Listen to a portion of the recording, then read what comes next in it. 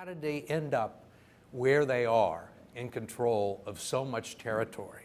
Was that a complete surprise to you? Well, I think our head of the intelligence community, Jim Clapper, has acknowledged that I think they underestimated what had been taking place in Syria.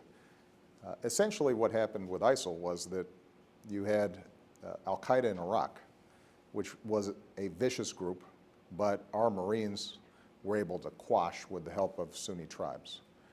They went back underground, but over the past couple of years, during the chaos of the Syrian civil war, where essentially you have huge swaths of the country that are completely ungoverned, they were able to reconstitute themselves and take advantage of that chaos and attract foreign fighters who believed in their jihadist nonsense and traveled everywhere from Europe to the United States to Australia to other parts of the Muslim world converging on Syria.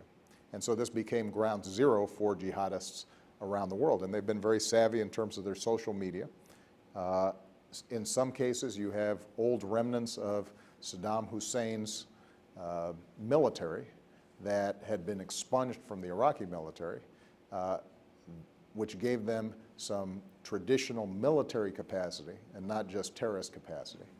And this is one of the challenges that we're going to have generally, is where you've got states that are failing or in the midst of civil war, these kinds of organizations thrive.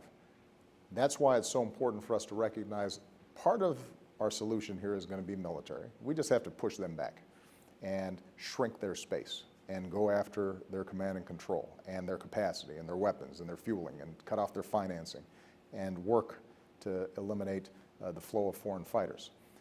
But what we also have to do is we have to come up with political solutions in Iraq and Syria in particular, but in the Middle East generally, that arrives at an accommodation between Sunni and Shia populations that right now are the biggest cause of conflict, not just in the Middle East, but in the world. You mentioned James Clapper, the Director of National Intelligence. I mean, he didn't just say that we underestimated ISIL.